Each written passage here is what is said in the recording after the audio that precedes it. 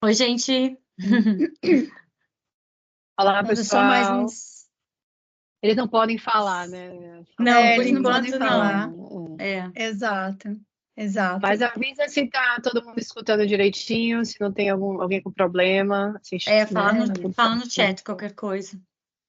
Qualquer problema aí com áudio, com visual, por favor, nos informe aí no chat. E começaremos dentro de 30 segundos. Francine? Pronta. Pronta? Estamos prontos? Bem, pessoal, boa noite, bem-vindos. É um prazer muito grande para nós da ABCC, Australia Brazil Chamber of Commerce, darmos suporte à Connexus Earth, a Paula Coupe, a Francine Tavares, a Adriana Ferreira, as fundadoras da Connexus Earth, para este primeiro webinar com um assunto tão importante. Meu nome é Valéria Noleto, eu sou CEO da Câmara de Comércio, que é uma das câmaras de comércio mais antigas da Austrália. Temos mais de 45 anos e temos diretores localizados em vários estados da Austrália. Então, convido a cada um de vocês também a entrar no site, nas redes sociais da Câmara de Comércio, que é responsável pela Brasil Week também. É a organização que promove e organiza a Brasil Week todo o mês de setembro. Bem, mas nós estamos aqui hoje para falarmos sobre ESG, e que é um assunto, como eu disse, muito importante. Agradecemos ao suporte do Consulado Geral do Brasil em Sydney, e obrigada, Francine, aí pelo slide. O tema do webinar é Entendendo Regulações de Sustentabilidade e ESG em 2024, né? E para falar sobre a Connexus Earth, que é uma das empresas que é membro da ABCC. Então, em resumo, nós colocamos aqui no chat para vocês para vocês poderem ver, mas a Connexus Earth é uma startup com base em Gold Coast, que tem o objetivo de ajudar as empresas a integrar estratégias de sustentabilidade através da agenda ESG e contagem de carbono. E então agora eu vou pedir vou introduzir vocês rapidamente aqui para a Francine Tavares, e depois a Paula e a Adriana cada uma falará um pouquinho sobre o seu background, a sua expertise e o que elas poderão trazer para vocês, ou para nós aqui hoje, neste webinar. Francine, com você. Então, eu vou fazer uma introdução bem rápida, né? O pessoal, provavelmente, alguns já me conhecem, outros não, mas meu nome é Francine, eu tenho, né, desenvolvido já trabalhos em ESG há um bom tempo, já trabalhei, né, para outras instituições, uma delas é a Unesco, trago um pouco da visão da academia, né, dentro das discussões de ESG.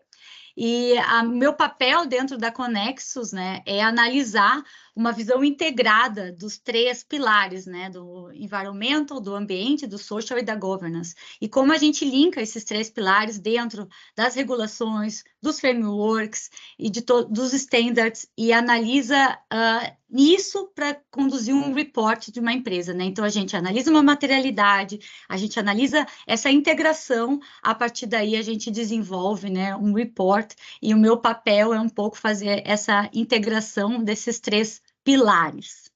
Vou deixar com a Paula, então, falar um pouco do papel dela aqui na Connexus. Olá, pessoal. Eu sou a Paula, né? Eu estou aqui há bastante tempo na Austrália. Eu sou contadora, sou tax agent, CPA, e já tenho minha empresa de contabilidade há mais de 12 anos. E quando eu me conectei com a Fran, a gente decidiu, né, abrir a Connexus, e meu foco, meu papel dentro da empresa é literalmente fazer a parte. Eu sou especialidade na parte de contabilidade de carbono, então eu vou na empresa fazer esse cálculo, né, literalmente, de quanto de emissão de carbono a empresa teve, e para colocar no report, que junto com a Francine, né, a gente conecta aí as estratégias e como fazer para reduzir essa emissão. Mas o meu papel na Conex é literalmente como uma contadora, né, como meu background de contadora, eu faço a parte de contabilidade do carbono. E agora eu vou passar para a Adriana. Oi, Paula, obrigada. Obrigada a todos e obrigada, Val, pela introdução. Meu nome é Adriana Ferreira, E eu sou especialista aqui no time em diversidade, equidade e inclusão. Tenho em torno de 15 anos de experiência com essa pauta, especificamente com o mercado de diversos segmentos, mas no mercado de pequenas e grandes empresas, no Brasil e agora também aqui na Austrália. E o meu background está todo voltado a essa questão de direitos humanos no ambiente de trabalho. É um grande prazer me juntar às meninas, como eu chamo carinhosamente, e iniciar esse webinar aqui com vocês. E eu passo para a Paula para os nossos primeiros conteúdos aqui relacionados à pauta que ela lidera tão bem. A Paula Fran, não, para a Fran, que eu né? também lidero, que eu também lidero. Obrigada, querida. Tá ótimo, tá ótimo. Então, gente, eu vou falar um pouco, então, dessa questão mais né, da sustentabilidade ESG, mas eu acho sempre importante, quando a gente introduz esse assunto, a gente analisar uma jornada, né? A sustentabilidade não começou do dia para a noite, e essas discussões que a gente vê hoje, né, já vem de muito tempo atrás. Então, eu acho sempre importante a gente trazer uma visão geral, né, já que eu venho, né, da academia, e eu acho importante a gente entender né, como a gente chegou, né, nessa nova forma de enxergar a sustentabilidade, não mais voluntária, mas sim a partir de regulações. Então, tudo começa em 72, em Estocolmo, quando iniciam as discussões de nós temos problemas de meio ambiente, temos que começar a conversar sobre isso, de uma forma muito, né, pequena, né, mas já inicia algum barulho. Em 87, né, já tem discussões maiores, né, no nosso futuro comum, onde eles discutem os problemas do ambiente estão linkados a problemas sociais que podemos vir a ter. Então, começa, né, uma discussão dessa integração environmental, né, ambiental e social. E década de 80, 90, eu digo também um pouco dos anos 2000, a gente teve muito a Corporate Social Responsibility, que a gente chama de responsabilidade social. E aí as empresas, né, começaram a trazer essas discussões. Eu sou uma empresa que tem uma responsabilidade social muito num caráter de charity, né, de caridade, de ONG, numa visão mais do social, sem medir impacto, sem analisar muito isso. Era uma exposição também das empresas desse caráter, mas de uma forma, né, ainda muito pequena, né, em termos do papel da empresa realmente nessa relação social, né. A Rio 92, ela é um marco, ela é muito importante porque ela começa a trazer, né, frentes internacionais para discutir o que estava, né, começando a acontecer. Então, encontros das Nações Unidas no Rio de Janeiro, e começa essa conferência a trazer relações internacionais para vamos discutir melhor esses problemas ambientais que estamos tendo, né? Em 2015, né, eu já dou um pulo, mas tem várias conectividades aí, onde eu faço um webinar explicando melhor essa jornada. Em 2015, a gente vem com as ODS, né, os Objetivos de Desenvolvimento Sustentável, Sustainable Development Goals, onde, né, existe um acordo, né, que nós precisamos colocar numa agenda, que é a Agenda 2030, as discussões, né, que a gente tem de acesso, né, de como vamos acessar a certos problemas que estamos tendo no mundo, né? Então, criam-se 17 objetivos sustentáveis, que é um framework, e hoje, né, a gente tem visto muito, né, os números dos SDGs e as empresas, né, nos seus reports, tentam, né, apresentam links, né, de onde elas se sentem que estão mais aptas nessa colaboração dos 17 goals, né? 2015 também, muito importante, só para fazer um link, é o Acordo de Paris, né, onde começam as discussões de como vamos juntos, né, fazer um agreement, né, um acordo de não deixar chegar, né, a temperatura subir 2 graus Celsius, né, e o objetivo seria 1,5, né, e então existiu esse acordo onde, né, esses países assinaram um acordo de Paris que a gente está ouvindo muito, que é não chegar, né, nesse aumento de temperatura então, para onde, né, existe esse commitment, e é onde está linkado com muitas coisas que a gente vai falar agora das regulações. COP26, eu quero bem rapidamente falar que, para mim, uma das coisas mais importantes foi a IFRS, onde ela entra na COP26, e eu vou falar da IFRS, que é o órgão, né, global, que regula a contabilidade, né, onde dita as regras, e ela chega na COP26 e diz, a IFRS vai começar a integrar a finance, né, Sustainability Finance, sustentabilidade financeira, a gente fala duas línguas, né? A sustentabilidade financeira dentro, né, do IFRS. Então, ele começa a discutir isso, e isso foi muito rápido, né? Então, para vocês terem uma ideia, chega o IFRS, fala isso, o Larry Fink, né, que eu acho muito importante, que é a BlackRock, que é uma empresa, né, que cuida de investimentos, né, dos ativos, né, e ele faz uma carta todo fim de ano para os investidores, né, da BlackRock, e ele escreveu numa carta, a New World of Work.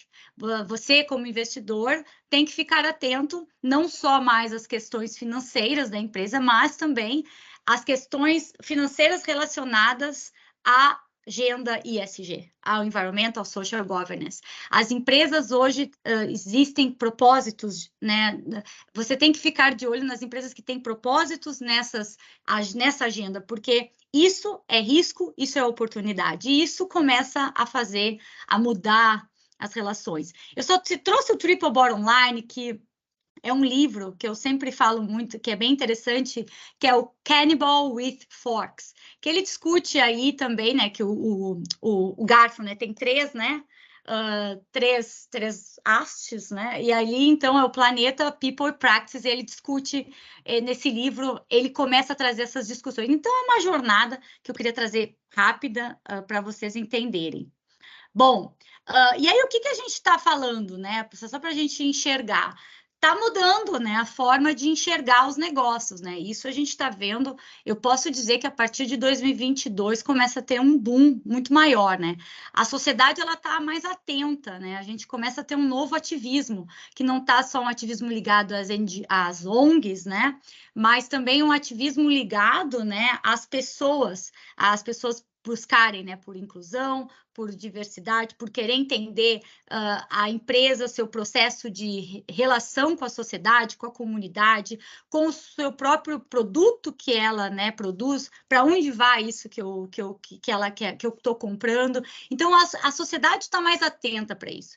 A urgência compartilhada, né, a gente sabe que está existindo impactos, né, na mudança climática, a gente vê isso, né, a gente não precisa entrar muito em exemplos, eu digo assim, exemplos que aconteceram semanas atrás, né, a gente aqui em Gold Coast, né, passou por acho que um mês atrás, uma chuva muito forte, né, com ventos muito fortes, que parecia até ser um pouco de um furacão, e a gente teve também, a gente tem muita seca, a gente tem um aquecimento, então são coisas que a gente está vivendo e a gente não precisa né, pensar, isso acontecia há 10, 15 anos, aconteceu, é agora, a gente está enxergando. As regulações, né, estão chegando, os standards, os frameworks, então as pessoas estão mais atentas a isso e as empresas estão vendo que agora não é mais um ato voluntário, e sim algo eu tenho que fazer, né? As pessoas também, as empresas estão cada vez abordando mais os riscos, né? Que qual é o impacto, né, que isso gera também em mim, né? Então, quando a gente fala de uma seca, qual é o impacto que isso traz numa empresa, né, que produz um certo tipo de alimento? Quando a gente fala em problemas de enchente, qual é o impacto que traz para outras empresas? Então, a gente tem vários impactos, né, que são alguma regulação nova que chega e a empresa não vai mais poder produzir aquilo que ela antes produzia. O que ela está inovando? O que ela está fazendo para pensar nessas novas oportunidades e estar à frente e enxergar os riscos, né? Os investidores, eles estão cada vez mais integrando o ESG na sua tomada de decisão, ou seja, eles estão perguntando, né? Como está a empresa em relação ao ambiente? Como está a empresa em relação à sociedade, à comunidade, às relações dela com não só os stakeholders internos da empresa, mas os externos, né? Então, cada vez essa atenção está maior. E os investidores que a gente fala são bancos, investidores de grandes empresas e também, né, as pessoas, né, que de alguma forma investem na compra daquele produto, né? Então a gente está cada vez mais trazendo, né, esses 3 pilares dentro, né, da discussão. A empresa hoje, ela está discutindo o seu propósito, mas não aquele propósito de eu quero ser a maior empresa do mundo em 10 anos, né? Qual é o propósito? O que você está fazendo para a sociedade? O que você está fazendo para o planeta? Qual é o seu propósito? Você está agregando algo também para, né, colaborar dentro de uma visão colaborativa que nós pertencemos, né, ao mesmo lugar e vivemos, né, em sociedade. Então, esses propósitos estão também sendo, de alguma forma, refletidos de uma forma diferente, né? A maior demanda por produtos sustentáveis, né? A gente pega e cada vez vê mais as pessoas preocupadas em procurar produtos que isso que eu compro tem um destino certo para eu colocar fora. Como isso é feito? Desde o chocolate, que fala que o cacau vem, né, de fazendeiros que tem um projeto ambiental, as pessoas estão mais prestando atenção a esses tipos de rótulos, né? E a transparência, né, que é as empresas dizerem, ó, eu sei onde estou, sei que tenho certas coisas que poderia melhorar, mas eu estou sendo transparente de dizer que quero mudar e quero fazer diferença, né?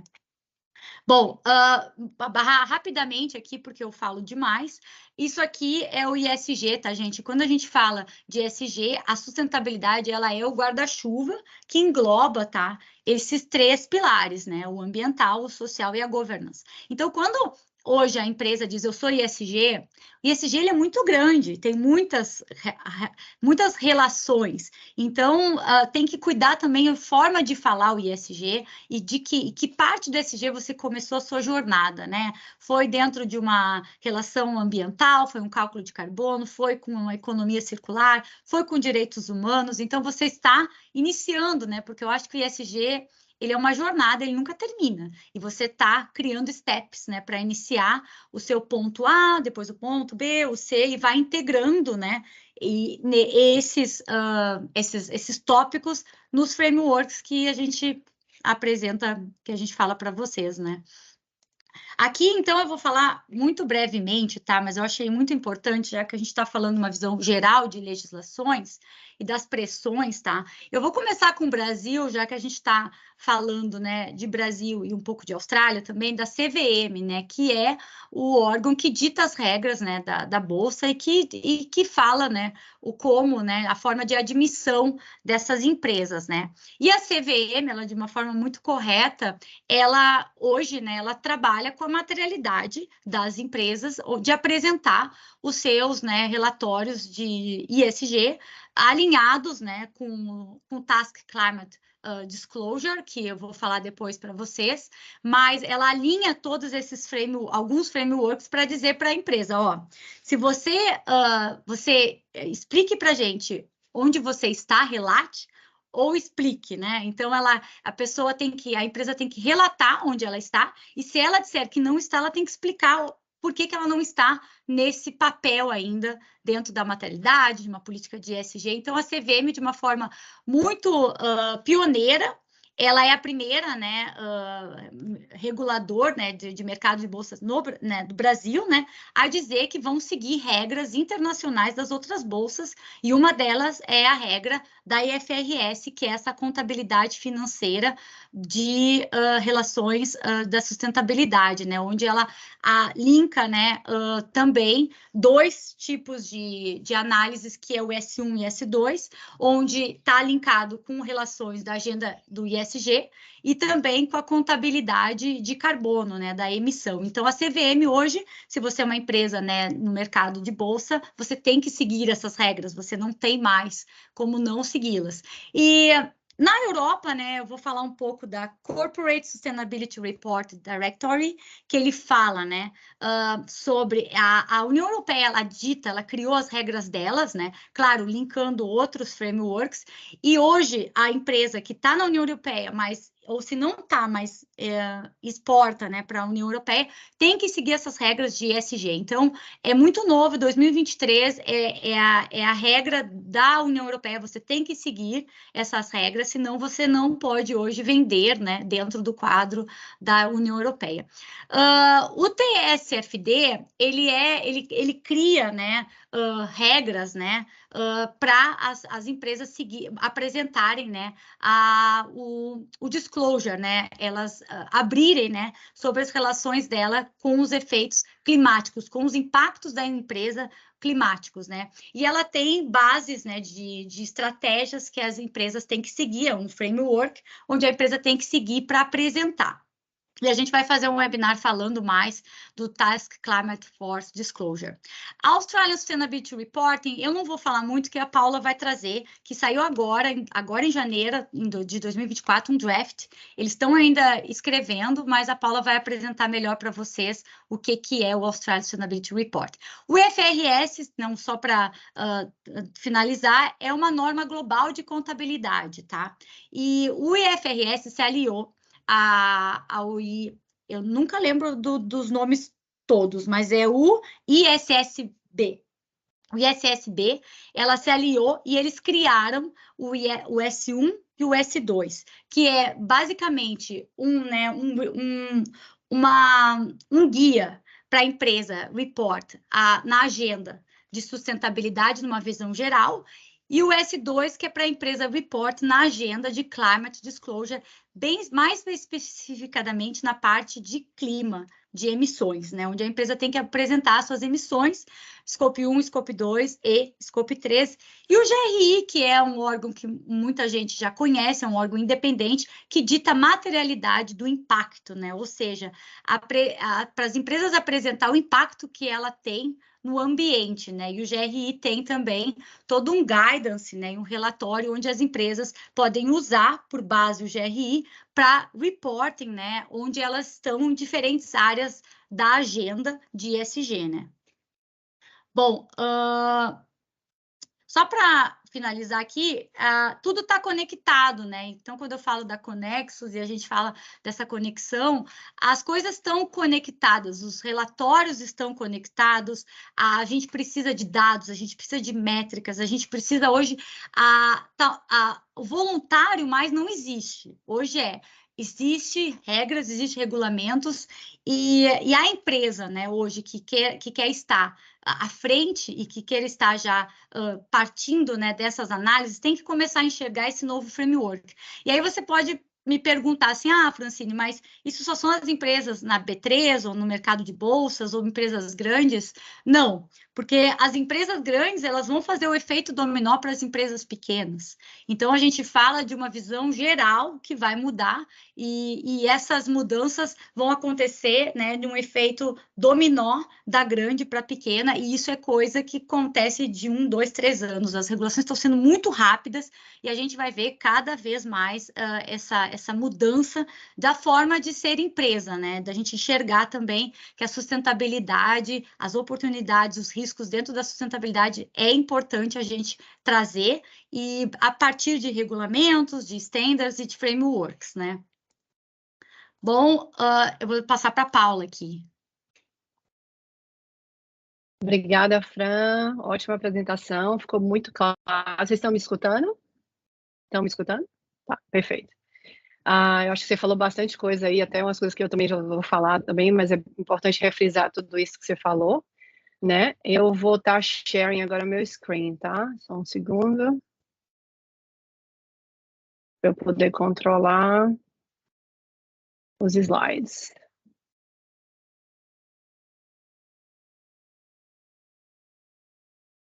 Pronto, vocês estão vendo? Vou só voltar aqui para o nosso slide, meu slide. Tá. Então, eu vou falar agora um pouquinho. Vocês estão vendo minha tela, né? Sim. Meu slide? Tá, perfeito. Eu vou falar um pouco agora da parte da contabilidade de carbono, que é o meu papel dentro da Connexus Earth. E vamos começar aqui primeiro com essa frase, né, com algumas citações que eu peguei, né, da internet, obviamente, né? Mas de coisas que estão acontecendo, né, agora, né, que está acontecendo recentemente, as regulações novas que estão vindo, para vocês entenderem a importância desse tópico que a gente está falando hoje, que é ESG, né? Então, na sexta-feira, né, 12 de janeiro, foi anunciado, o governo australiano já divulgou a legislação preliminar, que foi um draft, né? Que é um rascunho ainda, que eles estavam falando isso desde o ano passado, eles pediram opiniões de pessoas, qualquer um poderia dar uma opinião, colocar um comentário, e aí no dia 12 de janeiro eles lançaram já o draft, né, o rascunho dessa nova lei. E até ontem você podia ainda comentar, se você queria colocar algum comentário sobre esse rascunho. Mas aí agora, né, agora já não dá mais para fazer nenhum comentário no draft, mas isso já vai entrar em vigor, e vai entrar em vigor já a partir de julho, né? Então, isso sempre volta nessa parte dos riscos climáticos que a gente está vendo, né? Não só na Austrália, mas no mundo inteiro. O Brasil também, ano passado, em outubro, se eu não me engano, ele declarou, né, que as empresas vão ter que passar a mostrar os relatórios de sustentabilidade. Eles podem optar a partir de agora, de 1º de janeiro de 24, mas em janeiro de 26 já passa a ser obrigatório, né? Isso, obviamente, para as empresas maiores, né? As empresas que estão na bolsa e que são grandes empresas. Mas eu vou falar um pouquinho mais, que a gente não pode só pensar o que está na lei, né? O que só a grande que vai ser afetada, só a grande vai precisar, né? E como a Fran mencionou, do efeito dominó. Então, eu vou estar falando também um pouquinho sobre isso mais na frente. Mas é só para vocês se alertarem que tanto o Brasil como na Austrália, a Europa, que já está acontecendo, então o mundo inteiro está realmente se mexendo com relação a esse assunto, e as coisas estão acontecendo numa velocidade muito grande, tá?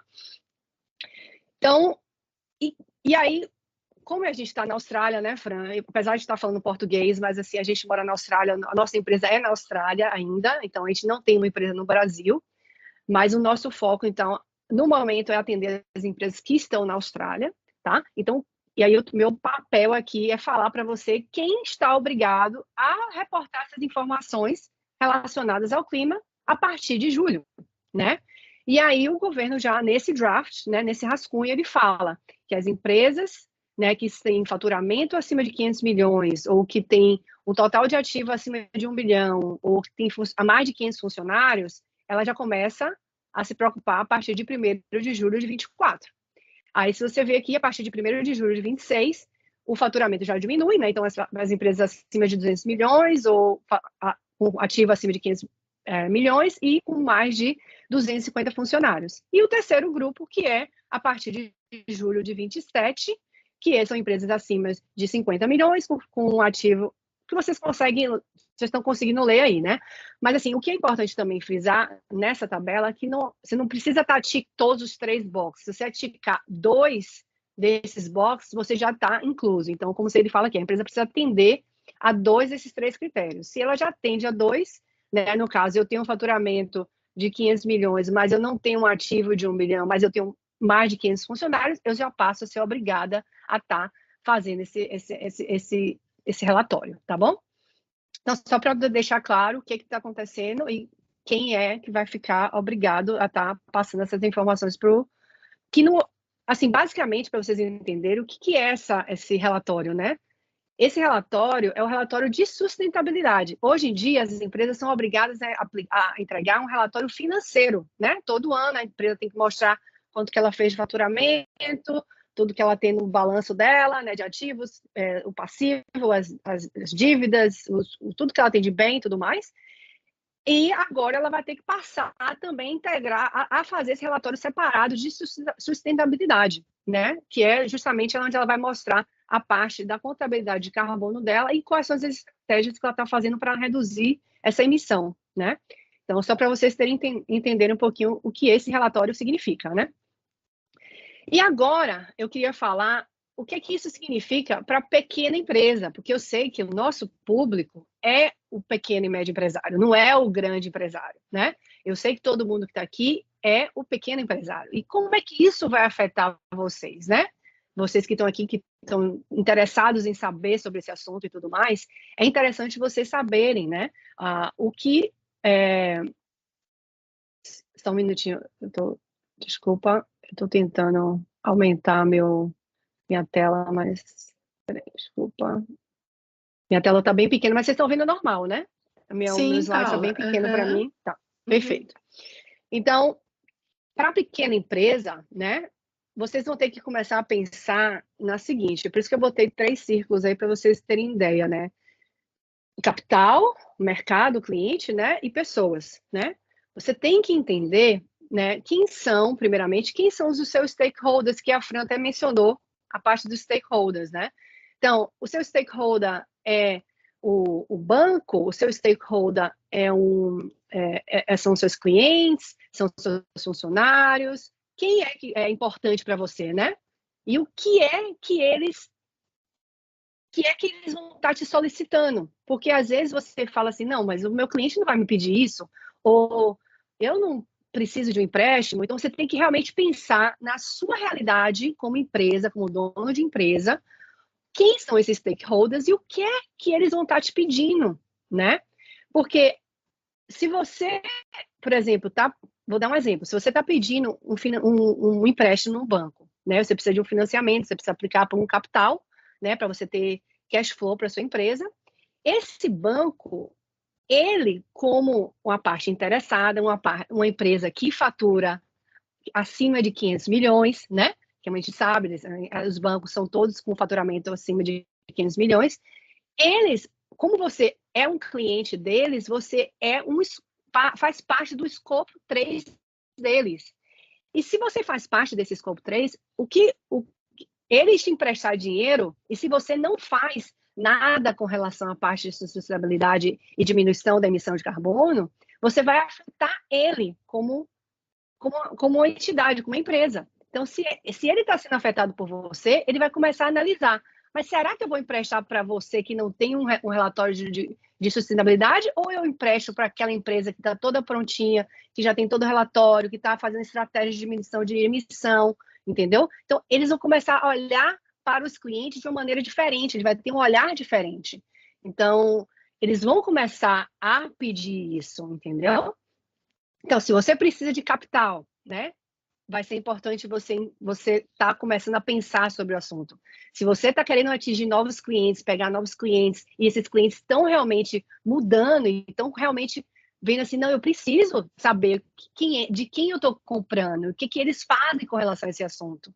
Então, eu vou conseguir atingir esses clientes se eu não fizer nada, ou eu vou fazer algo e vou estar realmente sendo mais proativo e fazendo esse relatório, né? Mesmo eu não sendo obrigado a fazer. Ou até pessoas, porque pessoas também são os funcionários que trabalham para você. Hoje, cada vez mais, a gente vê que as pessoas não querem trabalhar para empresas que não têm um propósito, que não façam nada nesse assunto. Então, eles realmente focam esses relatórios e que você faz algo para reduzir essas emissões de carbono e que está fazendo algo para o planeta, né? Então, eu botei esse slide para você entender, né? Quem são os seus stakeholders, onde você se enquadra, né? Porque às vezes você precisa do capital, às vezes você precisa de clientes novos, você precisa de mais funcionários, pessoas trabalhando para você, né? E que é que eles vão estar te pedindo, que é justamente, será que eles vão pedir a sua emissão de carbono? Será que eles vão pedir as suas metas para reduzir, né, esse carbono e metas que você tem de sustentabilidade, tá? Então, só para poder vocês entenderem um pouquinho do que isso significa para você como pequena empresa, tá? E aí, vamos lá. O que envolve, né, essa contabilidade de carbono, né? A contabilidade de carbono nada mais é que um processo, né, que a gente utiliza para medir e registrar, né, essas emissões que a empresa tem e para colocar isso no relatório. Então, eu, basicamente, como contadora, eu tenho acesso a bastante informações da empresa, eu consigo buscar esses dados para fazer esse cálculo, para dizer, né, existe, obviamente, um cálculo por trás, que eu vou falar um pouquinho sobre isso, e esse fator de emissão me gera um tanto de quilos de carbono que você está emitindo, né? Então, basicamente, eu pego todos aqueles dados da empresa, faço o cálculo e entrego num relatório, né? É importante saber, né, que existe um protocolo, né, que é o do GEE, que na verdade o GHG em inglês, né, que a gente chama. Esse protocolo, ele tem as regras, ele mostra todos os fatores para cada tipo de dado que você está colocando, se é eletricidade, se é diesel. Então, existe um cálculo por detrás, então a gente segue isso aí, tá? Só para vocês entenderem. Ele separa esse cálculo em 3 escopos, tá? E aí, esses 3 escopos, né? Tem o escopo 1, que é como... Só estou citando exemplos, tá, gente? Porque isso aqui é um assunto para um outro webinar, mas é só para poder pincelar isso aqui. O escopo 1 é o combustível, basicamente, se você é dono, se você tem uma frota de carros, se tem carros registrados na empresa, esse combustível, esse fio que você coloca é o seu escopo 1, tá? O escopo 2 é a eletricidade que você compra, né? Porque todo mundo aqui compra a eletricidade de alguém. Então, essa eletricidade é o seu escopo 2. E o escopo 3 é todo o resto, né? Então, são todos os produtos que você compra, os serviços que você compra, né? Viagens de negócio, resíduo, né? Que é waste. Então, tem vários outros se não me engano, são 15, se não me foge na lembrança. Então, tem todo o escopo 3, que normalmente abrange quase 90%, né, da emissão de carbono de uma empresa. Então, ele é muito importante, tá? E aí, tá? Então, a gente faz essa contabilidade baseada no GHG, a gente separa isso por escopos, né? E quais são as informações, né? Então, se for combustível, eu vou precisar do quantos de litros de diesel, de gasolina você colocou. Se é eletricidade, eu vou ver quantos quilowatts que você comprou, né, da empresa, ou dessa terceirizada, dessa empresa que te vendeu a eletricidade, né? Então, para cada item, né? E no Scope 3 tem vários, né? Obviamente. Para cada item existe um fator de emissão que te gera uma quantidade de equivalente de carbono, tá? Só para vocês entenderem. E aí, só para finalizar isso, na minha opinião, a contabilidade de carbono ela é fundamental para você entender e gerenciar o impacto ambiental de organização. Se você não tem esse dado, se você não faz essa contabilidade, você não tem como entender onde você está. Você não consegue compreender quanto de emissão você vai tá tendo, entendeu? Você tá apenas supondo coisas. Então, por isso que é muito importante, né? Então, e aí, com essa contabilidade, você daí consegue desenvolver estratégias, né? O que é o papel da Fran, né? Para poder reduzir essas emissões, né? Então, só para vocês entenderem um pouquinho sobre essa parte de contabilidade de carbono, tá? E aí, o porquê? Por que você deveria fazer algo desse tipo? Porque você deveria investir nisso, né? Primeira coisa, né? Não necessariamente o mais importante, tá, gente? Mas, assim, uma das coisas é o marketing, né? Hoje, cada vez mais você vê as pessoas fazendo propaganda de que são empresas sustentáveis, que elas são carbon neutral, entendeu? Mas é óbvio que a gente tem que estar tomando cuidado com greenwashing. Por isso que é muito importante também focar nisso aqui. Se não adianta se advertise que você é green, que você é sustainable, se você não tem como provar que você é realmente isso, entendeu? Então, tá vendo novas legislações também para falar sobre, para cortar esse greenwashing, para penalizar as empresas que estão fazendo greenwashing. Então, se você está preparado, você faz o relatório, você faz a estratégia, você vai estar tranquila, você pode divulgar esse para o seu cliente. Você pode fazer esse marketing que você é realmente uma empresa green, uma empresa sustentável, que está fazendo o melhor para o planeta, entendeu? Mas isso tem ganhado, as empresas têm usado isso como um puta marketing para poder conquistar mais clientes, isso é fato, tá? Além disso, outro benefício de você fazer essa contabilidade é você atender os requisitos dos stakeholders, né? Os bancos, como eu mencionei anteriormente, os bancos vão solicitar. Se você quiser aplicar para alguma licitação, que são os tenders, o governo vai te pedir esse relatório. Se você está pedindo algum subsídio, né, que aqui a gente chama de grant do governo, você vai ter que ter esse relatório. E também os seus clientes, né, que vão estar, obviamente, te questionando e te perguntando sobre isso. Além disso, não só dando esse benefício, né, de marketing, você também tem um benefício de economia de custo. quando você reduz carbono, significa que você está reduzindo seus custos. Se você começa a você pensar na sua energia que você consome, que você gasta, se você fazer isso de uma maneira mais de fontes renováveis, de green energy, você vai diminuir o custo, vai pagar menos pelaquela eletricidade, entendeu? Então, realmente tem redução de custo em diversas maneiras, tá? Só para vocês compreenderem. E, além disso, para você fazer a contabilidade, você consegue acompanhar o seu progresso. Hoje você vai fazer uma contabilidade, né? Você vai ver onde você está se situando. Você às vezes vai ficar assustado, nossa, eu emito tudo isso, né? Você fica até com medo de estar divulgando algo desse tipo, mas assim é importante porque você está não só divulgando a sua emissão, mas como você está divulgando a sua estratégia de reduzir essa emissão. E aí, quando você vai e faz novamente esse report daqui a 6 meses, 1 ano, você vai mostrar para o seu público que você está fazendo as estratégias, que você está reduzindo aquela emissão. Então, isso é super importante, tá? Então, é por isso que é importante também fazer essa contabilidade para você acompanhar esse progresso aí que você está tendo no seu roadmap, né, que a gente chama. Aí, obviamente, no final a gente vai ter as perguntas, né, gente? Vocês vão estar abertos, a gente vai estar aberto aqui para responder todas as perguntas que vocês tiveram. Então, vou passar agora para a Adriana, que vai falar um pouquinho da parte do S, né? Eu, como contabilidade de carbono, eu estou muito no E, né, do ISG, e agora a Adri falando um pouquinho do S, porque está tudo, como a Fran comentou, está tudo conectado. Paula, tu tá no G, eu tô no E. Não, mas a contabilidade de carbono também é E. Ah, por causa do carbon emissions, é verdade. A Paula está no report sim. e no carbon emissions, é verdade. Exatamente. Ótimo, me ouvem bem, meninas e todos? Sim? Oi, Fran. Oi? Te ouvindo, oi, Fran, Adri. Tá me ouvindo? Tô te ouvindo. Ah, ótimo, então tá bem, desculpa. Eu achei que não estavam, peraí. Então, só dando continuidade aqui ao discurso das meninas, é importante nessa reta final do nosso encontro a gente poder conectar a parte de social, que a gente tem visto nos últimos anos, e eu diria nas Américas e na Europa isso foi muito forte com a morte do George Floyd, que vocês devem se lembrar, e toda a movimentação social que houve em torno daquele tema.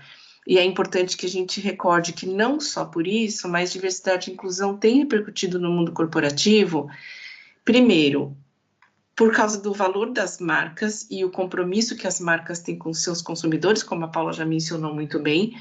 Os consumidores querem consumir de empresas que têm esse papel, que se responsabiliza pelo planeta e pelas pessoas com que se relacionam, os próprios funcionários.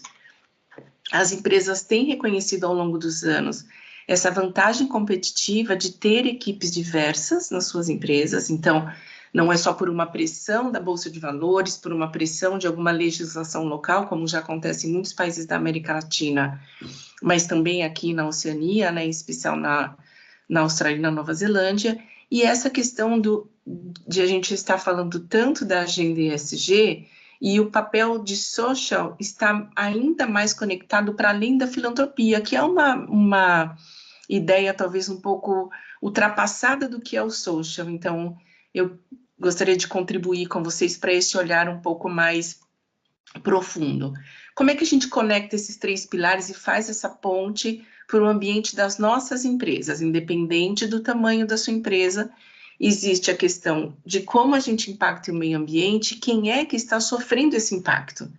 Porque, para além da natureza, as mudanças climáticas acabam impactando de uma forma absolutamente desproporcional as comunidades que normalmente são marginalizadas, que incluem as minorias étnicas e pessoas de baixa renda, né? Vamos falar bastante do universo do Brasil, que é um país com tantas desigualdades sociais, mas a gente sabe que também na Austrália a gente vê alguns desencontros e como as empresas estão reagindo a isso. Na frente de social, essa necessidade da prática do trabalho justo, de um trabalho que promova a segurança psicológica, inclusive, a saúde, um ambiente inclusivo para que a gente possa positivamente, inclusive, atrair pessoas para trabalharem conosco e se manterem nas nossas empresas. Então, esse engajamento empresarial, o senso de pertencimento, em especial com as novas gerações, ele faz cada vez mais sentido. E, por fim, a governança, que a Paula explicou por último, vem dessa representação, no caso de social, de diferentes grupos minoritários, inclusive em posições de liderança. A gente vê no mundo todo essa discussão sobre gender equity e inequity pay, que é a presença de mulheres em cargos de liderança, C-level, cargos de diretoria ou de primeira liderança, que é ainda um grande gap que pode levar para lá de centenas de anos para a gente conseguir avançar minimamente. Então, só para esclarecer o conceito de diversidade, equidade e inclusão, a gente não está falando da mesma coisa.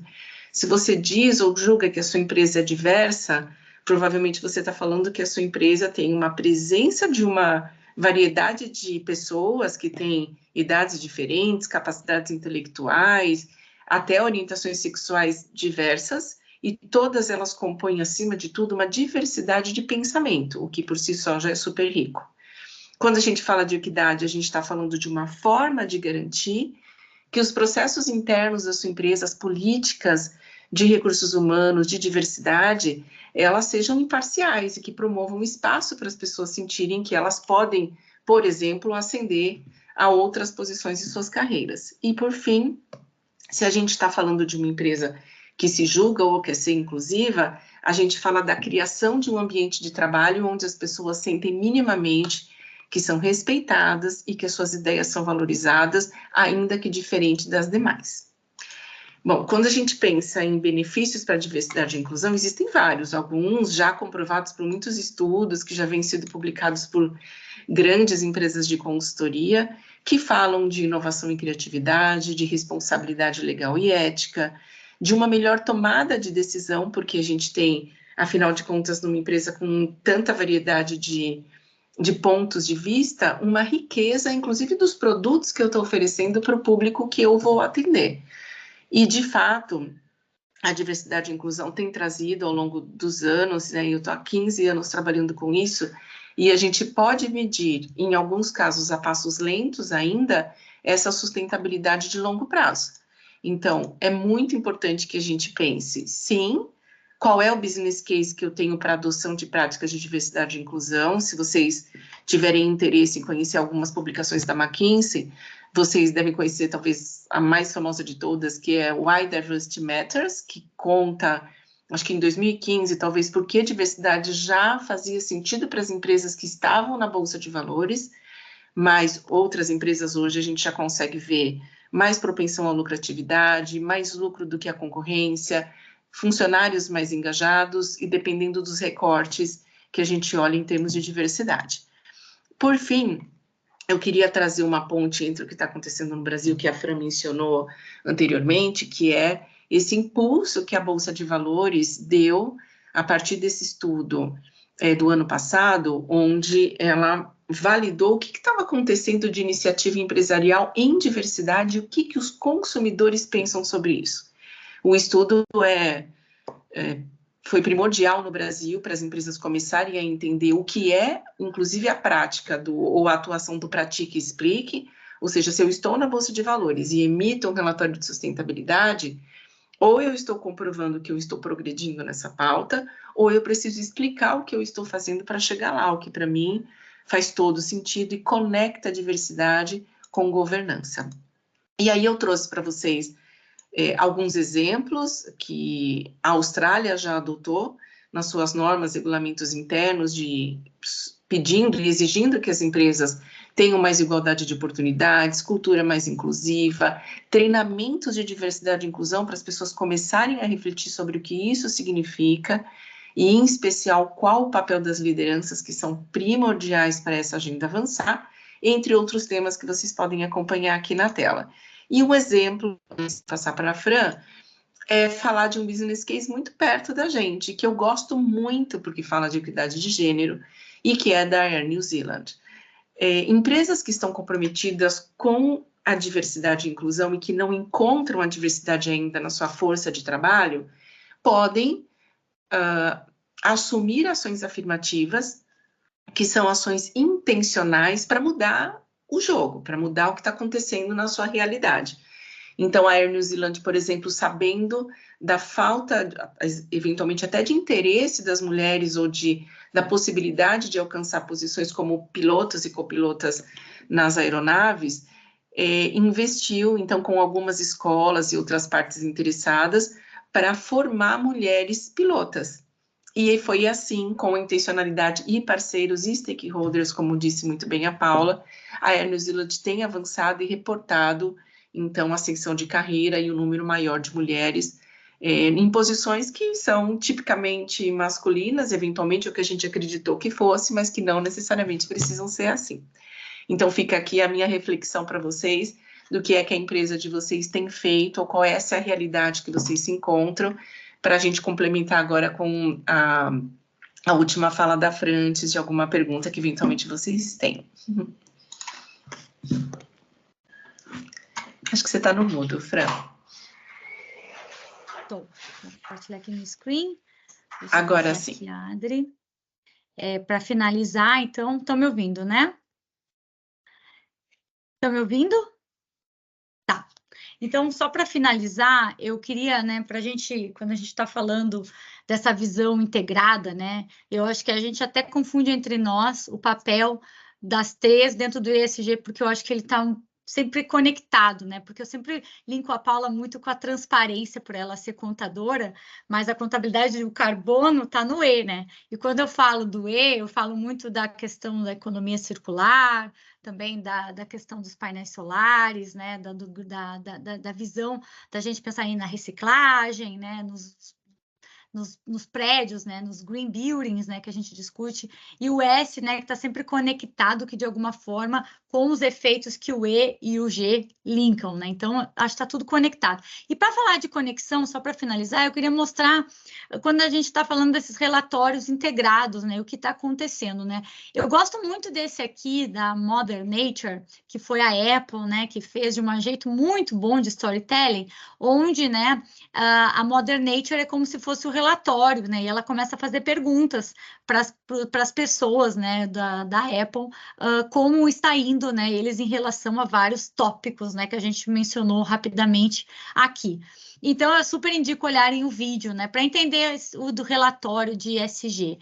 Algumas empresas, né, umas grandes, né, como a Meta, né, o Australian Post, né, então, como a gente fala, como isso vai afetar a todos, porque os grandes estão iniciando, né, os relatórios, mas isso de alguma forma cria esse efeito dominó e os pequenos já estão ficando atentos, né, os pequenos e médios, porque provavelmente se um dos seus stakeholders é um desses grandes, ou é um governo, ou é também, ou você enxerga, né, de uma forma à frente dessas novas formas, né, de ser empresa, vai começar a surgir essas solicitações de relatório, e eu sempre acho interessante a gente estar à frente, né? O relatório do Boticário, né, onde traz também a conexão, então eu acho super interessante pesquisar, né, relatórios de ESG. O grupo Ulis também, né, tem um relatório, e ali já fala, né, o que eles vão começar a solicitar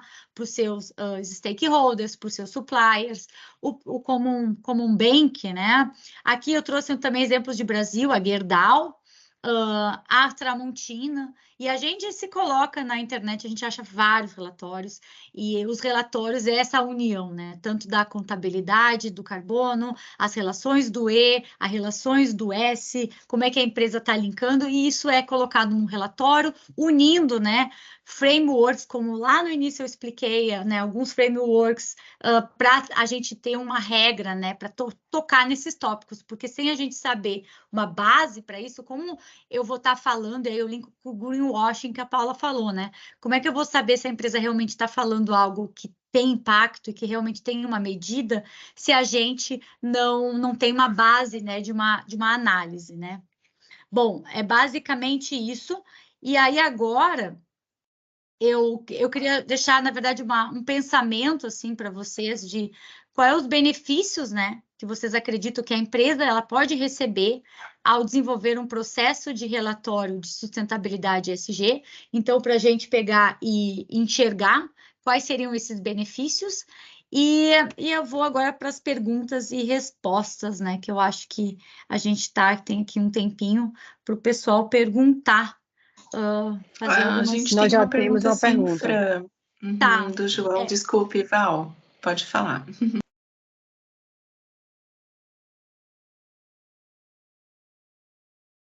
Tá muda.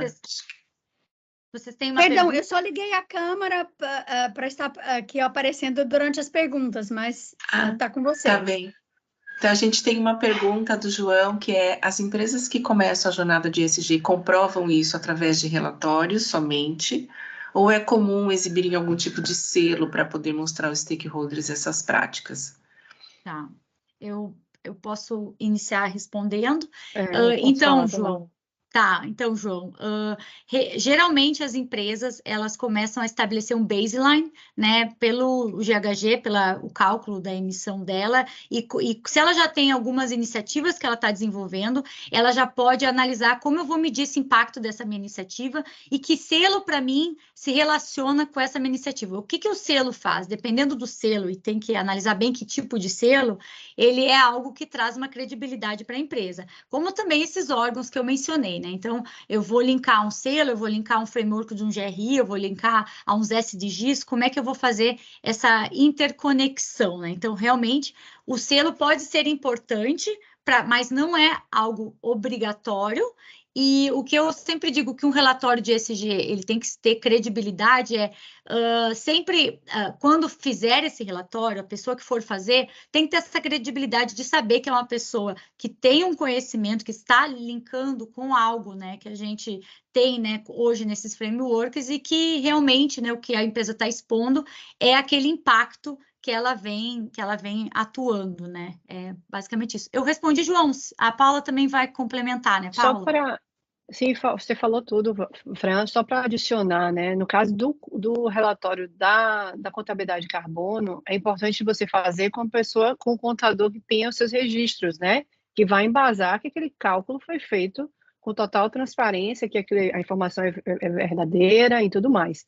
E que seja auditável. Então, não posso preparar um relatório que, se alguém querer fazer uma auditoria nesse relatório do carbono, eu não consigo aprovar que aquela contabilidade foi feita com os dados corretos, entendeu? Então, você fazer uma contabilidade de carbono com um contador registrado, que use, né, que já tenha, por exemplo, eu fiz a especialização nessa área de contabilidade de carbono, então, que tenha essa experiência e que use os dados, né, verdadeiros e accurate, que a gente chama, né? Aí essa informação pode ser auditável por qualquer pessoa, a gente consegue comprovar que aquilo ali é verdadeiro, entendeu? Só para adicionar aí o que a Fran mencionou. E aí que vem o link da integração, né? Só para finalizar, quando eu falo desses vários frameworks e standards, é onde a gente linka para criar um relatório, né, robusto e realmente apresentado, né, de, ó, está aqui onde eu estou, é esses padrões que eu estou seguindo e esse é o meu, né, minha jornada, né, que eu vou seguir. Basicamente é isso. Tem mais uma pergunta, eu acho que é para você, Adri. Normalmente os selos relacionados a DEI, especificamente, são obtidos normalmente depois que já existem práticas em andamento e comprovadamente bem-sucedidos. Por isso, diagnósticos e relatórios são importantes. Fui eu que escrevi, Paula. Eu quis só dizer que, em termos de D&I, os relatórios vêm antes do selo, para deixar bem essa clareza, e confirmando o que vocês duas já disseram, tá? Exatamente. Boa. Exatamente. Outra questão, assim, só, já que a gente tem tempo e a gente, né, tá aqui também para responder perguntas, né? Aqui alguém perguntou, fez uma pergunta agora, quando eu ia fazer uma pergunta no chat. Dá uma olhada aí, Paula. Tem uma pergunta no chat. Uma empresa pequena. Tá. Para uma empresa pequena, vocês veem que, de fato, grandes corporações já estão solicitando relatórios de sustentabilidade, de fato, isso afeta na possível parceria e contratação de serviços? Ótima pergunta.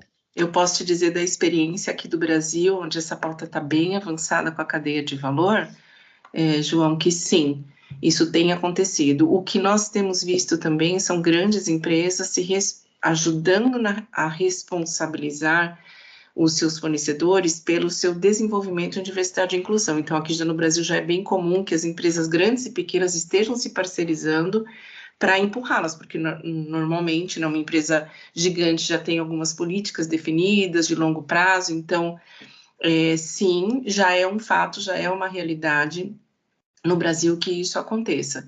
E isso não acontece do dia para a noite, por isso essa webinar foi tão importante, né? Esse é o nosso alerta que nós trazemos para vocês, porque Exatamente. pode parecer que uma empresa vai deixar de fazer negócios com uma pequena, mas por trás disso já vem toda uma legislação, vem alertas e prazos de cumprimento.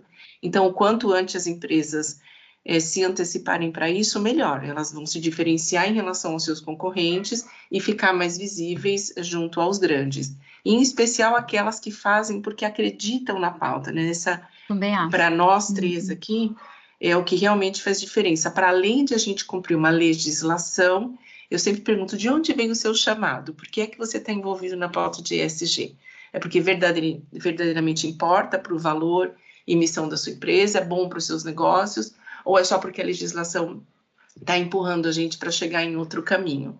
Então, as suas perguntas são super pertinentes. Acho que o Thiago tem mais uma antes da gente encerrar. Fran.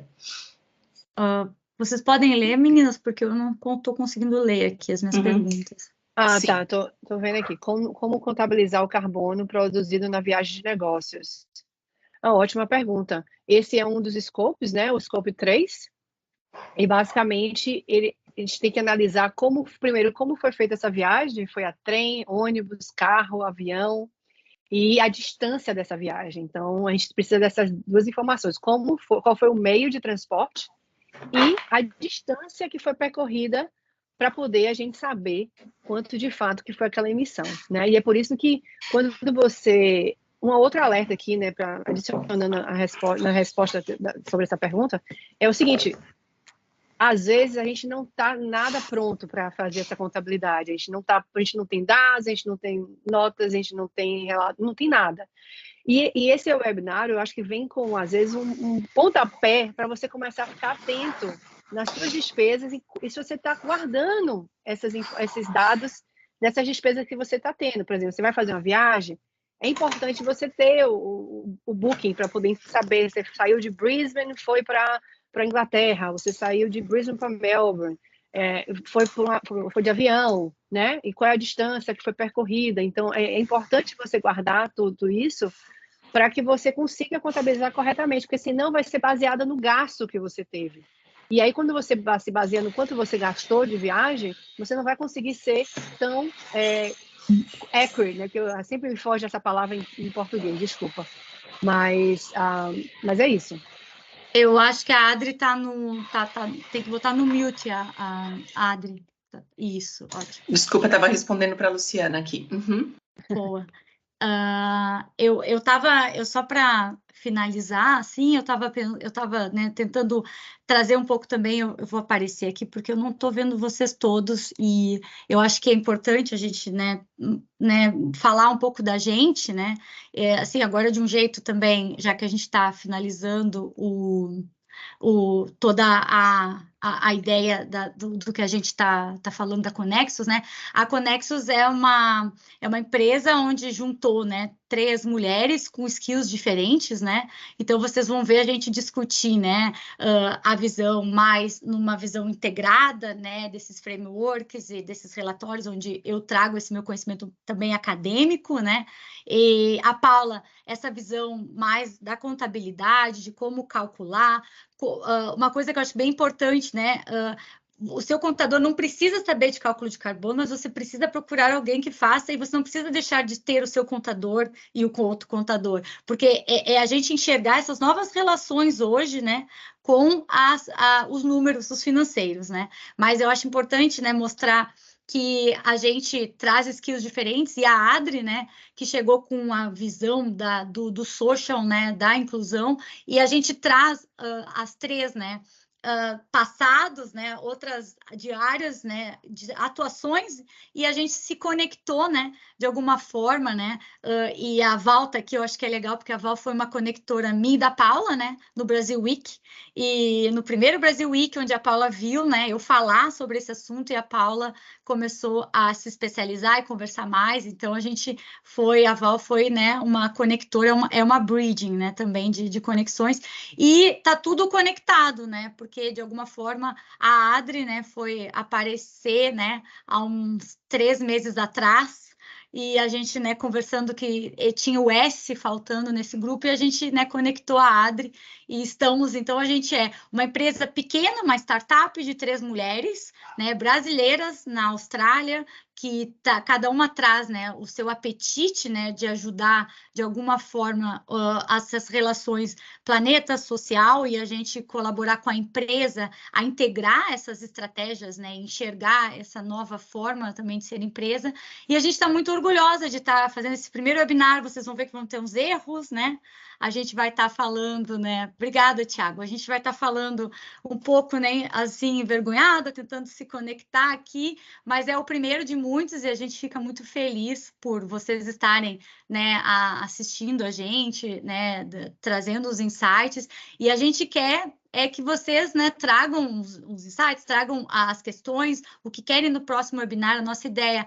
é fazer o webinar a cada 2 meses e um podcast por mês. Nós já temos um podcast gravado, a gente vai liberar provavelmente daqui 2 semanas, vamos ter outro podcast, e a gente vai trazer casos reais, vidas real, e eu falo sempre demais, tá, gente? Mas a gente vai trazer casos reais de qual é a small business ou a média business que está começando um processo, é um first step. E a gente vai trazer isso, a gente vai entrevistar essas pessoas reais, porque senão a gente fica nesse mundo muito, né? Qual é as challenges, né? Quais os desafios? Quais os desafios para começar um primeiro step de um projeto de ESG? E não precisa começar tudo, alguns steps, né? E a gente vai criando essa jornada. Eu vou deixar as meninas completarem, né? Só para a gente finalizar aí um agradecimento. Eu posso falar, obrigada, gente, né? Como a Fran falou aí, eu gostaria também de enfatizar que o webinar foi gravado, então a gente vai estar liberando essa gravação para todo mundo que se registrou, porque a gente entende que teve muito mais pessoas que registraram, mas infelizmente é difícil comparecer, né, naquele horário. A gente entende esse horário de noite, né? Tem pessoas que têm família, estão trabalhando, etc, etc. Então, o webinar foi gravado, a gente vai estar disponibilizando isso, até para vocês assistirem novamente, até para vocês dividirem essa informação com outras pessoas, né? Só para poder deixar isso aí. A gente acabou não respondendo todas as perguntas, gente, mas com certeza a gente vai estar aberto aí a mais discussões, né? Acho que teve mais 1 ou 2 perguntas aí, mas a gente vai estar fazendo novos webinars e espero estar esclarecendo essas dúvidas no futuro. Obrigada, Fran, Paula e Val. Eu deixei registrado aqui que a gente vai responder nos próximos encontros também nos podcasts, essas dúvidas mais detalhadas ao longo dos nossos próximos webinários em 2024. A gente vai falar bastante sobre isso ainda. Obrigada a todos. Talvez a Val queira fazer uma despedida final. Sim, meninas, olha, parabéns. Como você disse, né, Adriana? Meninas, de uma forma carinhosa. Bem, parabéns e muito obrigada por trazer informações tão importantes para todos nós. E eu fico particularmente assim muito orgulhosa, né, de ver um resultado da Brasil Week, digamos assim, de uma conexão que aconteceu na Brasil Week, mas principalmente de ver assim mais uma vez as brasileiras, os brasileiros se destacando e iniciando, empreendendo e liderando em tantas frentes, né? Então, realmente, parabéns. E é com muita alegria também que a Câmara de Comércio, que nós, digamos assim, informamos que estamos conversando com a Connect to Earth sobre realizarmos um evento pessoalmente em Brisbane. Então, não temos data ainda, mas acontecerão além do podcast e de outros webinars. Então, para quem está na região de Brisbane, ou quem sabe até, olha a Val aqui colocando coisa, quem sabe até em outras cidades, Essa é a ideia, Val. Essa é a ideia. A gente já tem um cronograma, Val. Sydney, Brisbane, Sydney e Melbourne. A gente ainda esse ano vai para esses 3 lugares aí visitar. Já tem o nosso cronograma pronto aí. Perfeito, perfeito. Então, em breve divulgaremos, eu imagino, essas datas desses eventos, porque também são importantes, né? Os encontros pessoais e essa conexão. Pessoal, então, muito obrigada. Vocês receberão o link para a gravação. E é isso, então. Obrigada, Uma boa noite a todos. Tchau, gente. Obrigada.